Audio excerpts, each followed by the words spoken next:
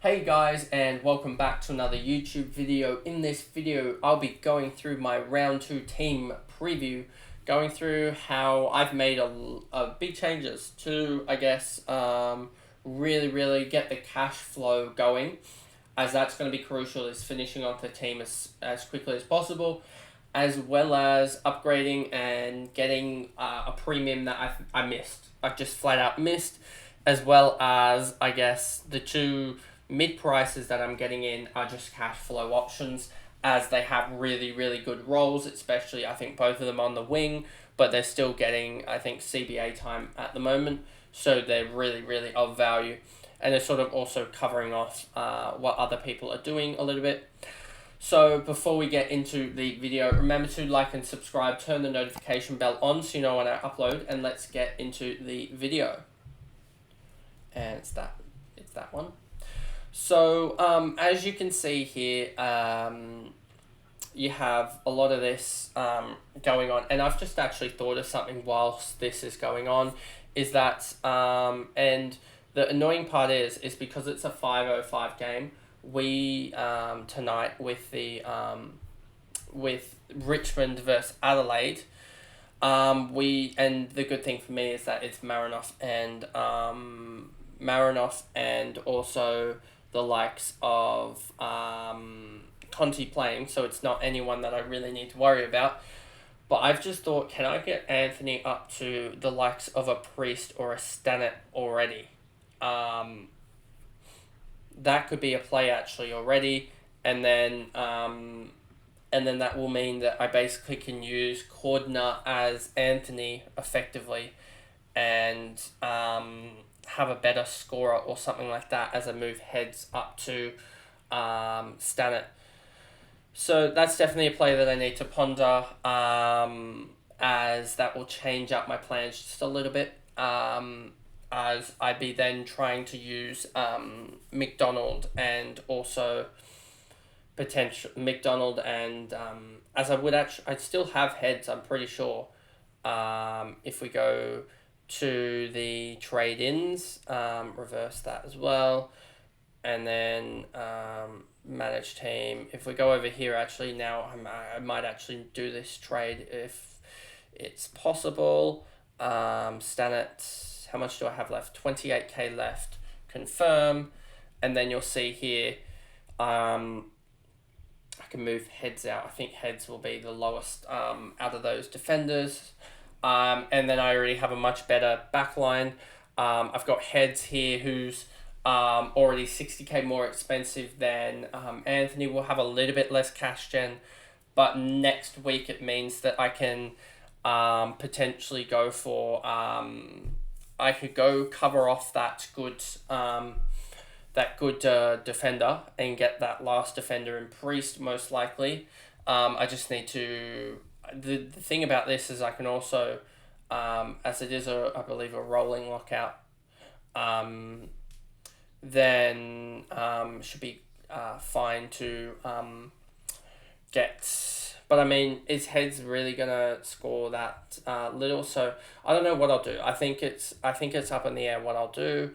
I think they're both pretty good options.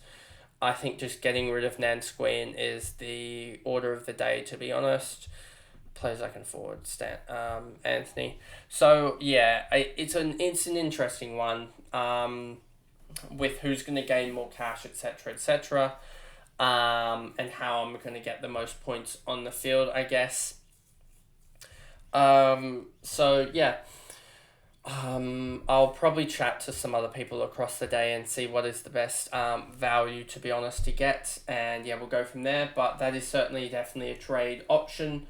Yeah, because I'm missing out on the cash gen of Anthony, but I'm also potentially picking up 45 points per game, with heads, or at least 45 points on field this week.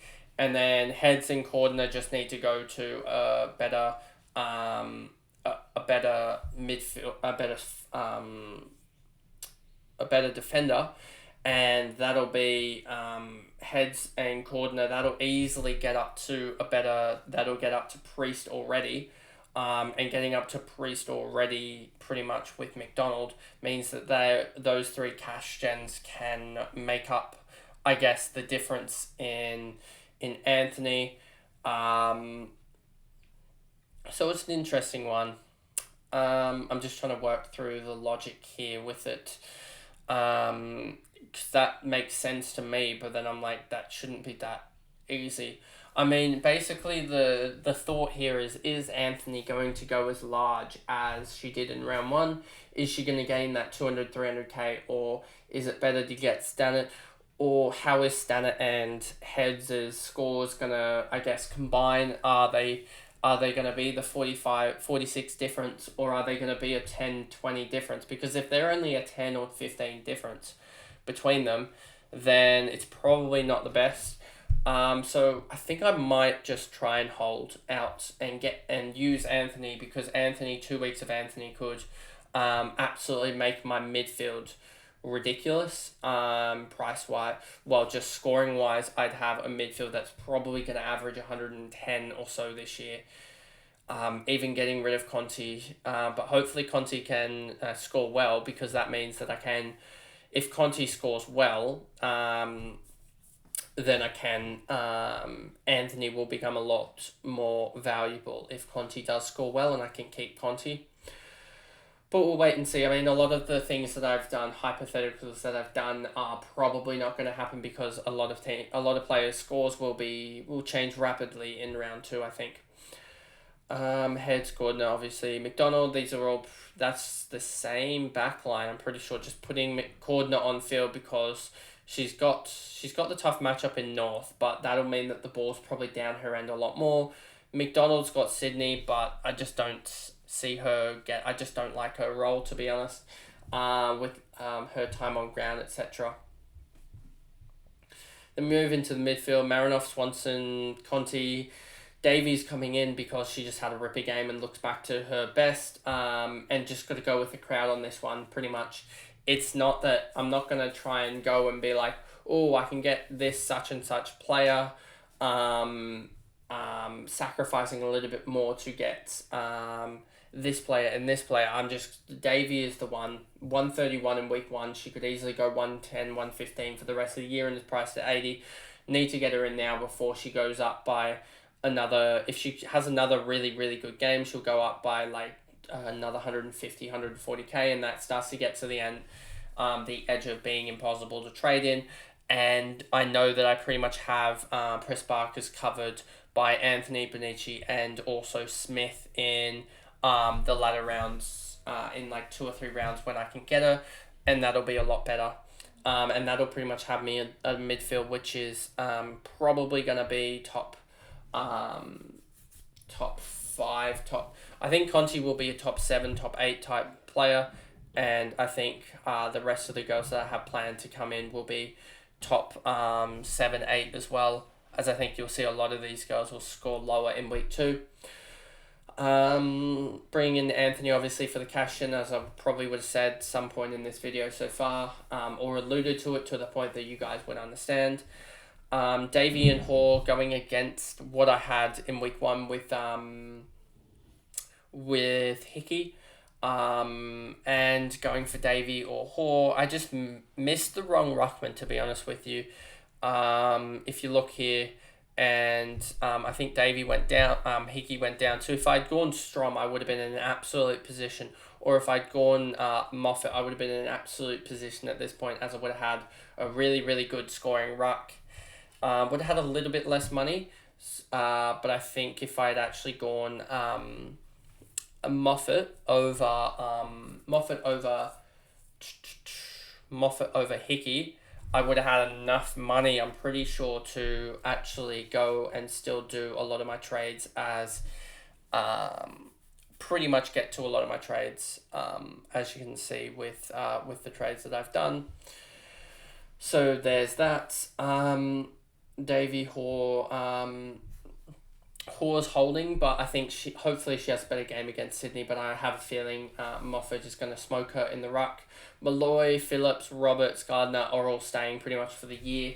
less of injury, and then single is coming in, just hoping that her role holds and she can get if she can get 2 or 3 more 80s, that's absolutely perfect, and I'm on my way to a top 1,000, top 500 rank if she does that. And then Stratton, just hoping she makes some more cash, and Smith gets going, to be honest. And that pretty much is the video. I did waffle a little bit, but yeah, got through it in there and got through my trade options. And I do think that Anthony is probably the best trade this week, just because I think heads could pull out a 70 or 80, and I think Cordner as well could do the same. And so I think there is still there's that, as well as where's Cordner still lining up in the back line. In the back line, you got Gabby Pound there, so maybe they have more stability with that back line. And Dalpos is lining up in the back line.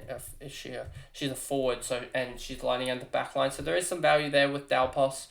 I think more so than others. If we look at where did she play round 1, she played round 1 in defense as well, so that's an interesting one, and one to look at. I missed that, so yeah, one to look at there. And is Dalpos a better player than single to get? Let me just look at her stats wise. Let me just quickly look at her stats wise, and do we have it here? Here we go. Yeah, I don't like her. Back pocket 92, forward, when she plays forward, she's heavily overs. And then halfback flank, she played against Freo in 2022 and got a 27. She played, yeah. I'm not really liking this as much, as she's played halfback flank 3 or 4 times, and not scored above, I think, 40. Back pocket in for GWS in 2021, she didn't score well as well. So yeah, I think this is Dalpos is a massive red flag here as well. Now looking at it, given her position and her priors in that position, could be proven wrong with it, but I think it is a massive red flag. So that is the video, and I guess I'll see you guys in the next one, which will be the game reviews, I'm guessing, on tomorrow or potentially on Sunday. But yeah, I'll see you guys in that video. Thanks, guys. Goodbye.